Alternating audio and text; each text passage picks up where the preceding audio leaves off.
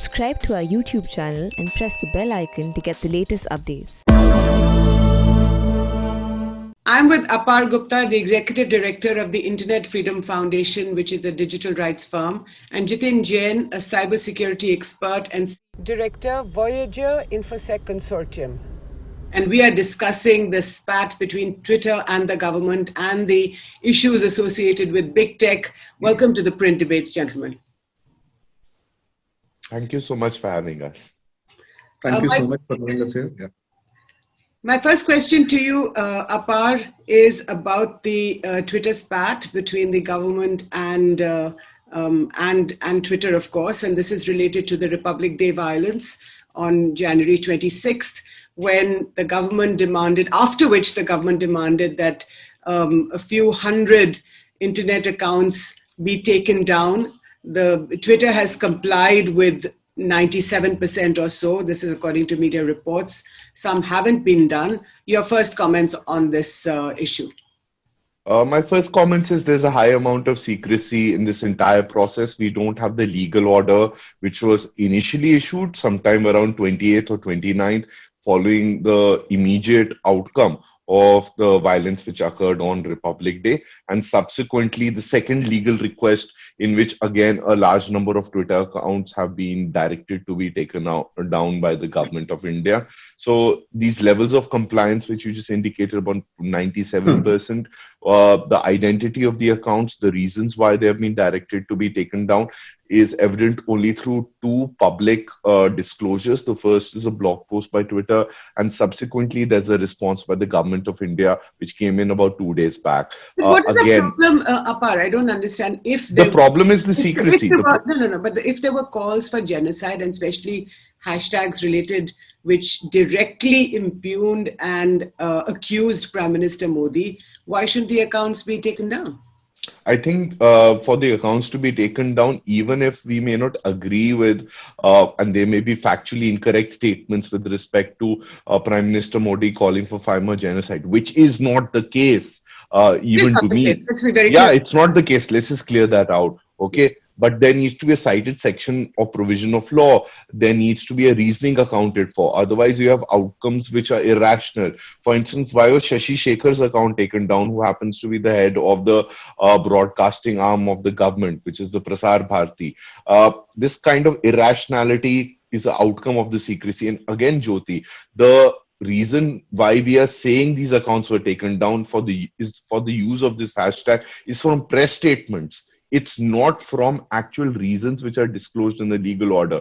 To a lot of people, this may just seem that Apar's being a lawyer. Well, laws are important in a country which is governed by a system of law. Right, but let me ask you, Jiten, and before I come to you, the government has requested Twitter to block these accounts, and we have an IT Act, and Section 69A, as you know, was invoked. But Jiten, my question to you is, the question that Apar raises of lack of transparency.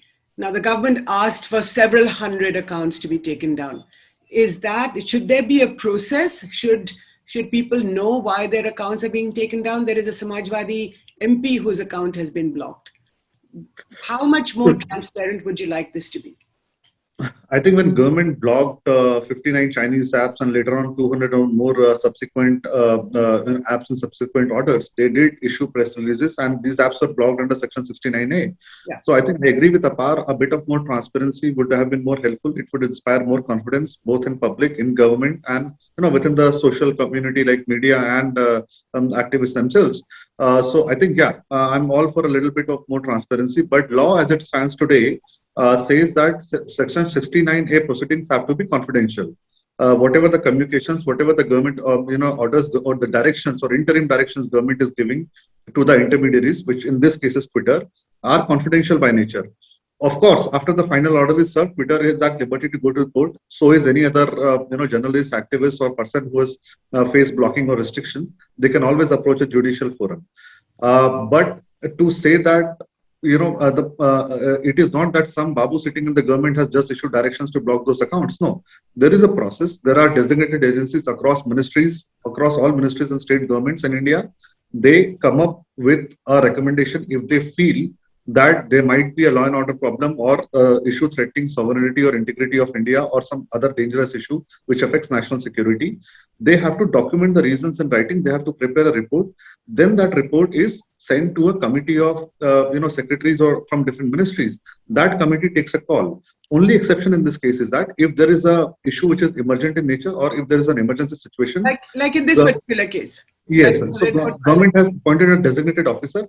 That designated officer, if he is satisfied that the recommendations are to his satisfaction, then he, again with the approval of IT Secretary of India, can issue such interim directions to these But Jiten, intermediaries. yeah, but it was not the Babus that made these decisions. I mean, I'm sure that there is a There is a lawful process. There is a legal process committee with which various ministries are involved. But surely this is a political decision to block several hundred accounts. And your argument, this is where we heard that we think that there are politicians involved in every decision making. No, I think this is a law and order issue.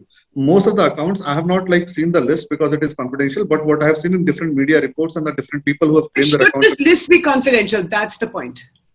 I think in the time, yes. I think in such an emergency situation, yes. I think after a while, government must issue some sort of communication or press release. Look, the law is preemptive in nature. It is not designed only for the people who have violated the law or the people who have put out hate speech or violent speech or who are instigating people. Right. If the government feels that in a volatile situation there is a possibility of instigating violence, there are people who might do something to influence election or instigate violence, they can preemptively also restrict those access to those accounts or tweets.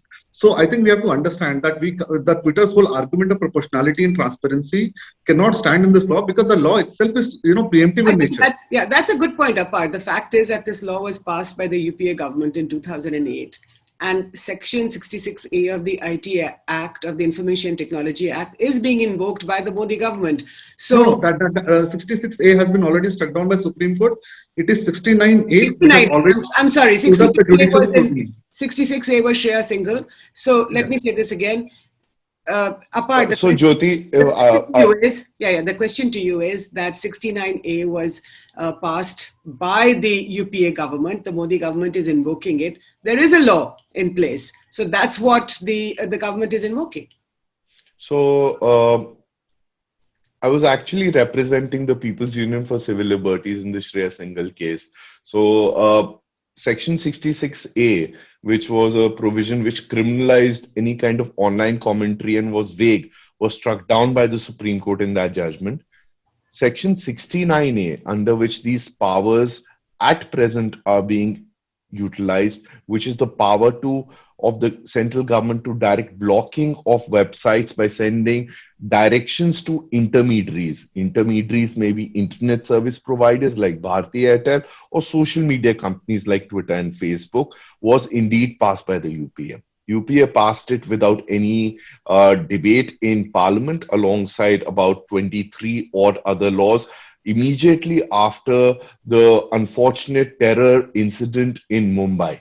Yeah. And this was modeled as bringing in necessary provisions in Indian cyber law for ensuring state security. So essentially, across governments, the idea of accumulating power in the name of security. Yes, exactly. So I'm essentially trying to support the element of the argument or the proposition that this stretches across the political spectrum. There's greater amount of power as well as this tendency towards secrecy in internet censorship. Thereafter, an executive notification which operationalizes the power, which is a process. So just think about it, that there's a big law passed by Parliament and there's a process then which is further defined by the Union Executive, was made in 2009. It is this process which mandates secrecy under Rule 16, which are called the blocking rules, and it can be changed by government notification. It varies from any kind of censorship power which is there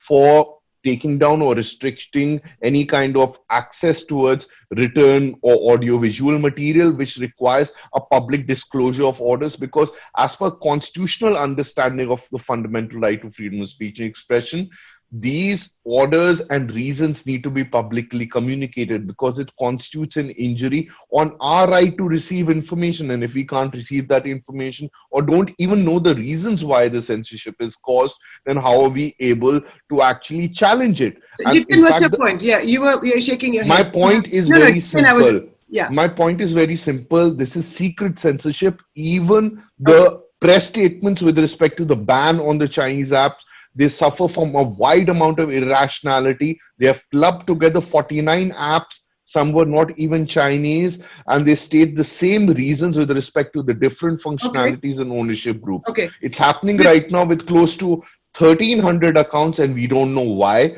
What are the specific accounts and what are the reasons? Okay, The Jiten, secrecy- your turn. Yeah, Yeah, you're sorry. shaking your head. Why do you think that this should not be done? No, in a way, you see, sometimes when you see anticipation of violence to impose Section 144, and when that happens, 99% of the people who are law-abiding citizens, they also do suffer. And 1% obviously who are That's troublemakers. not- 144 orders are public. 144 orders Yeah, are so public. I'm coming for it. Yeah. So I think this is sort of, deploying a 144 in internet in some wider sense. But I agree with Apar. I think a bit of transparency will inspire more confidence across all stakeholders. And if there is any grieved person, he can approach any judicial forum. So I'm all for that little bit of more transparency. I think we all can agree on that. So if I'm there in support of law, but if there is any ground for improvement in that law, we should all support it. So I think that is the point where I agree with Apar. That even with Chinese apps, I think the mere press release at least ensured that people knew what was being banned, why it was being banned. I think something in this case also similarly, if it is put out in public, especially by the government, will inspire more confidence in the citizenry. Now, you also have to understand the second point. That Twitter across the world, or like any these social media companies, say that they are mere intermediaries, and that is how they enjoy safe harbor provisions. They escape from the legal responsibilities of the content on these platforms. They say we are just a platform. We do not add, modify, change, subtract, or moderate any content. It is not our responsibility.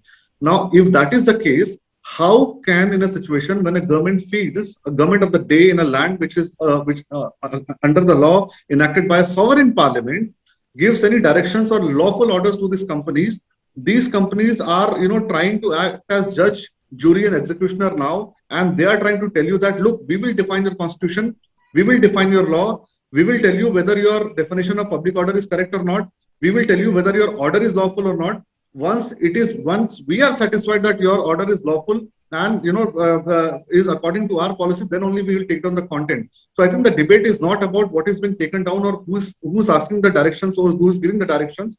It is about, does a big tech company like Twitter or Facebook has a power to sit above the orders of the government in a sovereign territory? Can they challenge or can they refuse to comply with those orders? Can they defy those orders? That is the bigger question we must ask. Yeah, I think that's a fair point. Yeah. That's a fair point. Who gives Twitter the right to say that this is freedom of speech and expression and this is not? I mean, who is Twitter? Whether it's Twitter or Facebook. Twitter is a large social media company which is not based in India. It's a foreign Silicon Valley corporation which trades in our data for profit and maximizing shareholder revenue. So why should we give Twitter the legitimacy or the mandate? Because our government is giving it secret directions. So as Jatin mentioned, no, that's an assumption. That's an assumption. No, that's not an assumption. It's a direction which has gone to Twitter, which Twitter can't even disclose completely to its users under the secrecy. So I'm building on the secrecy. No, you're raising an interesting point here. You're saying that the government is telling Twitter what to do. Now, first of all, if the government is telling Twitter what to do, Twitter, which is, like you just said, an American company, if it feels like following the government's orders, which it should, because it's operating in a country under whose laws it must work. So therefore, it should follow those orders. That's the first. The second is, because if it doesn't want to do that, like happens in China, I'm not saying that India is China, it can leave, right? But the market is too big and it doesn't want to leave. So Twitter has to play by the rules of the game. The rules of the game are the constitution, are not the regulations which are notified by the government. Exactly. Just give me 2 minutes. Just give me 2 minutes to make my argument. Okay, Jatin says that Twitter is being judge, jury, and executioner. Actually, Twitter is an imperfect stakeholder for the function it's playing. It's actually playing the function of a public defender. It's playing that function because it is within a system of laws which is preventing the actual end users who are impacted by these takedown directions on user accounts from making these arguments. Now, even under the emergency rules, which is rule 9 of the blocking rules, the notices by the government should ideally be sent to the end user, like Caravan Magazine, when it can come defend the show cause notice and give evidence in its defense. And then if an eventual direction comes for blocking, then Caravan can go to the High Court of Delhi and challenge that order. All of this is prevented due to the rules. Why are we defending Twitter is my point. I'm not defending Twitter. Good. As long as I'm not defending Twitter. What I wrote in the Indian Express about 2 days back, that we are left in a very curious situation when our own government is conducting anti-democratic practice of continuing a secretive direction for blocking if it has valid reasons, and a foreign Silicon Valley corporation is seeking to uphold our fundamental rights. It leaves us with a sense of confusion. What the hell is happening? Secondly, I think Twitter complies with takedown directions of the government. It's disputing the power of the government per se. In fact, if you look at the transparency reports of Twitter, it's been taking down accounts and tweets quite regularly, and India happens to be one of the top countries making these requests. So it's not like it's disputing the democratic or sovereign power of elected government in India. In this instance, it is citing certain arguments on fundamental rights, which ideally it shouldn't even make, because it is a private corporation and it's not really well suited to play the role of a public defender. Okay. So, Jiten, I have a question for you. You know, we've been saying in India that the Red Fort violence was India's Capitol Hill moment, right? Which is in reference to the violence at the US Parliament or the US Congress on the 6th of January. Now, the difference between, in my mind, the difference between the two was that post the January 6th violence in the US, Twitter on its own took down Donald Trump's account.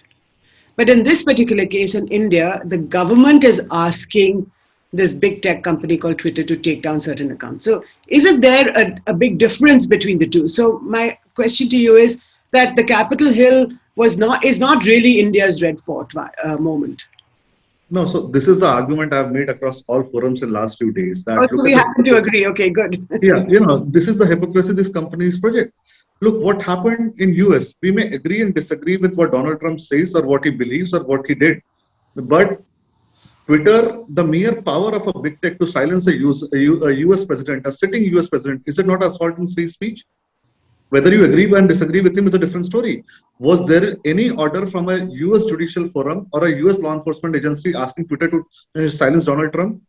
So imagine the power they are building. It is not about free speech or silencing a US president.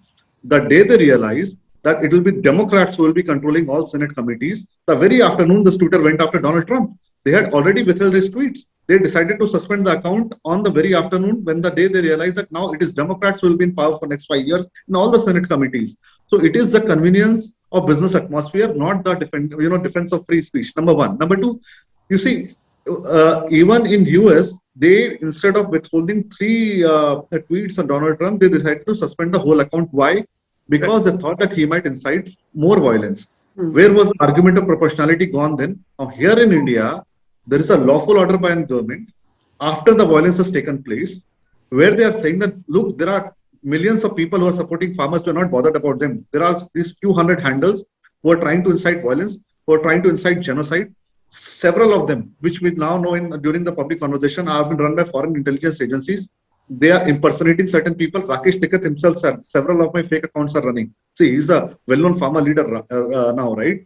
Then there are bots. There are people who are showing automated behavior, tweet at 9, 10, 11, like after every hour. There are people who are dormant, now are suddenly propagating hate speech every day, every night.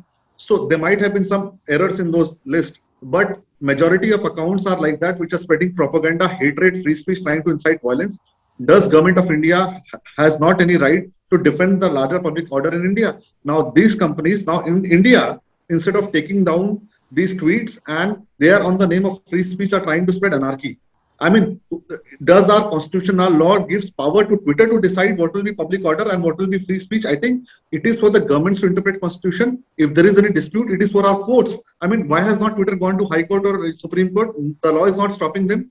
They are trying to create a vacuum. They are trying to tell you that, look, your constitution, your laws are subservient to our business policies. Right.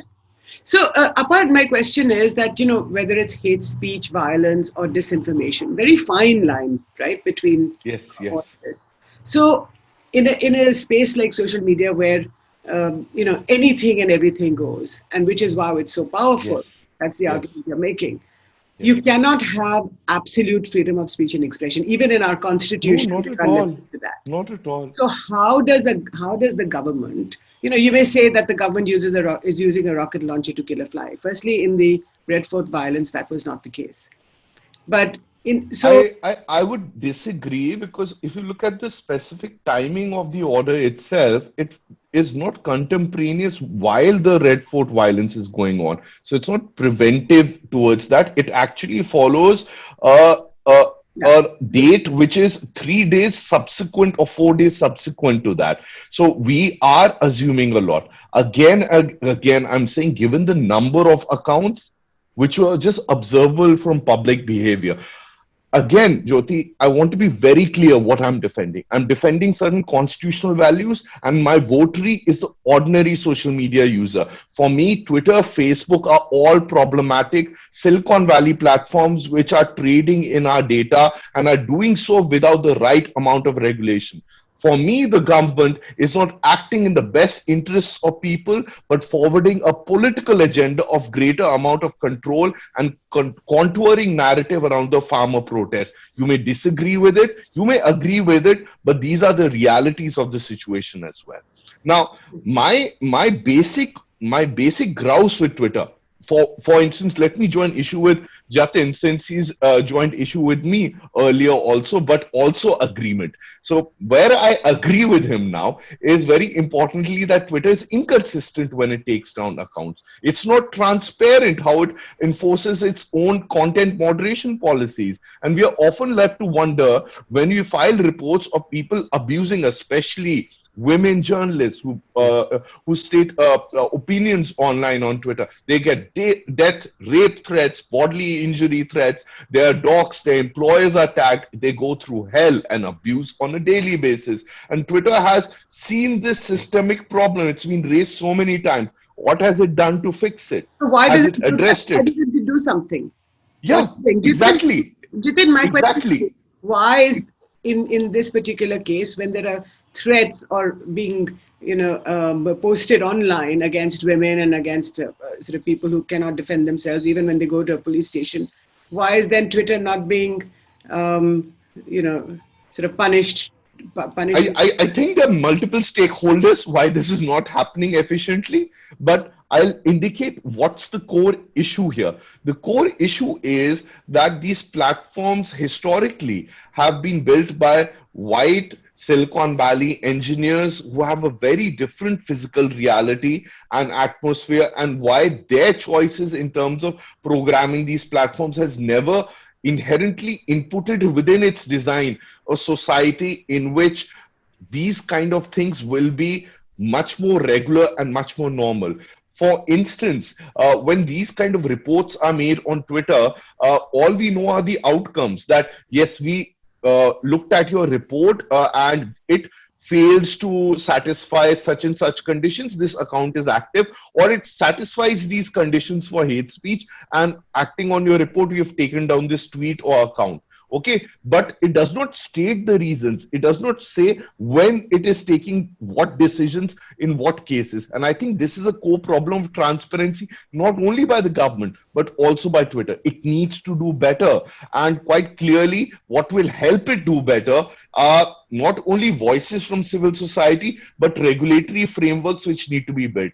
Here, the IT Act, and going back to it again, which was amended in 2008, possibly is up for a redraft. And parliamentary responses in the budget session itself have revealed that the ministry is seeking responses from other government ministries. But I think a much more public conversation around this more experts, people like Jitin, even journalists who are at the receiving end, women Okay. journalists, need to input into it. So, Jitin, my question to you is that, the Samajwadi Party MP Sukhram Singh Yadav, sorry, his account has been blocked. Now, he is now in fact requesting the government to, he's seeking their help to unblock his account. A second part of this question is that Twitter was requested by government to block the accounts of several journalists as well, which it refused to do. So on the one hand, while you can understand that, hate speech and violence cannot be allowed on social media, but on the other hand, you do have journalists and other people who are legitimately trying to express or carry on a debate, and they are not being allowed to speak. So the question number one, the blocking of Samajwadi Party's MP's account, I don't know if it is related to this issue or Twitter has themselves taken it down, or is it related to some other law enforcement issue? We are not sure. I'm not aware of this issue, why his account was taken down. Number two, on the, what is the second question? The second question is that there is a legitimate freedom of speech. Yeah. So you see, if there is any attempt to stifle free speech, silence political dissent, stifle political arguments, silence any journalist or any activist, I think we will all stand up. And I promise Apar that we will all stand up. But let us not assume that in that list, there were several journalists or activists. I think we have only just heard of one account, which was Carava Magazine, of one activist. I think what has happened is that in US, Twitter in itself decided to, themselves decided to take off this hashtag hang Mike Pence, because they thought it was inciting violence against a sitting US president, or it was, not according to their business policies or tweeting policies. Here in India, there is a hashtag that PM Modi is planning farmer genocide. And this is after when the violence has already taken place on the streets of capital city of Delhi on the 26th January, despite of all the security arrangements. This is the same capital city which just 1 year ago on those same very days lost 59 lives in a systematic violence on the streets of Delhi. Governments in wisdom decided that this is a very volatile atmosphere. There are lakhs of people sitting on the borders of Delhi. They are impatient. They are just indulging in violence now. Some miscreants might decide to vitiate the atmosphere, and if the violence starts, many people will lose lives. Everybody, and government told Twitter that, look, you remove this hashtag. Everybody who's trying to propagate this hashtag, mostly from the foreign soil, this hashtag and those accounts have to be withheld, restricted, or blocked. So were most of these hashtags and accounts, were they coming from abroad? Most of them, what we have seen. And there are people who do not even reveal their identity. Can you I am real farmer with 50,000. Can you tell us from which country? Do you have any information on that? Do you know who is running the account, Twitter to Tractor? Now, you see, we have to understand that what Rehana tweeted or what Greta tweeted, I think it is their right to free speech. They are right to support any cause in the world. But when Rehana was trying to highlight some issue of restriction of internet services in the issue. But what Greta tweeted does, I mean, she has a right to protest farmers, but what the toolkit she tweeted, I think we all can agree that smells of a bigger conspiracy, because look at the contents of toolkit. This is in place from many months, even before the farmer protest started. Most of the content in the toolkit is related to the demand of Khalistan. They have systematically made presentations that what are the objectives of the stuff, what they're trying to do. One of the demand is that we have to destroy this image of chai and yoga of India. Do you think this is the demand of any farmer? This company which tweeted out this toolkit, the Poetic Justice Foundation, look at their tweets in October, 44 tweets asking for a separate Khalistan, free Khalistan. Do you think this is the demand of farmers sitting at Ghazipur border? No, sorry. This is the demand of Sikh for Justice, the ISPR, ISI proxies sitting in Canada, trying to, create, inflate communal passions in India, trying to vitiate the atmosphere, trying to incite passions. Now you have to understand. But that's not true for Meena Harris, who is the US Vice President's No, definitely. That is why I'm saying that I think in this whole ISPR propaganda, everybody has fallen. The poor farmers, innocent farmers, we as civil society, the right-wing handle supporting government, the government itself. Government thinks that it is poor farmers sitting on the border who's demanding free Khalistan and they are anti-national, they should be shut up. The farmers are thinking it is government who's conspiring to defame the entire innocent, peaceful movement, and they are trying to defame this movement and paint them as terrorists and Khalistanis. civil society thinks that these are anti-national people suddenly who have popped up on the streets of Delhi and they try to break India, and there is so much of hatred being spread online against them. Who started the hatred are foreign handles. Now, once the You hatred, use the phrase, you use the word ISPR. Are you referring to yes, the yes, Pakistani ISI yes, and yes, their spokesperson, the yes, ISPR? yes, because you see, in last 2 years, you can see there was a consistent campaign with one specific hashtag that Indian Muslims in danger. The 80% comments and videos and the great posters like in this case have come up from Pakistani handles. 25% traffic was organic traffic from Indian society. Now, Indian Muslims in danger, 80% content initially coming from Pakistan, Right. and then hundreds of fake handles being made in Iran and tweeting in Persian about threat to Indian Muslims in India. Now, what is the end result? The Iranian president and I think the Ayatollah Khamenei also tweeted against this situation using the same hashtag. Fake accounts of Emirati princes were made in UAE. They tweeted out statements against India. Jordan gave statement just falling for that So fake fair news. enough. I get the picture that I think that's one point. I think one, and then Pakistan brings a resolution in OIC that look, there is so much of content online against India targeting Indian Muslims. Why are we not doing something about it? I think MEA fell for that whole propaganda, and they, in an attempt to preempt that situation, what happened in Middle East, and see some more foreign policy casualties, they issued that statement. And I think that is where we heard we should have waited for more time, or we should have allowed independent personalities in India to counter those statements. But I think what I'm trying to say is that there is a little bit amount of foreign propaganda and foreign interference. We must learn to differentiate between free speech, activist support, and foreign interference. Apar. I think that distinction will only come if so my basic I won't dispute that there are external adversaries who will take strategic opportunities when we ourselves as a diverse nation fail to pull together as one, right? And that's the problem here. The second is we can just see today what's dominating the Twitter sphere is over the past 24 hours is Wasim Jafar, right? And the kind of bigotry he's facing. And these are underlying trends and social churn which is constantly happening in India. I think there's a deep sense of polarity and division our society is going through. We need more aspirational and collegial atmosphere, which hopefully can be inspired by across the political spectrum by our leadership and foreign adversaries. Yes, I think a higher amount of user trust in India can be built across all these people by just the government being more transparent. What's the flip side to it? They just need to work a little bit harder. But what's the payoff to all of this? Even people in civil society will really come out and support them. I think to a large That's a fair point.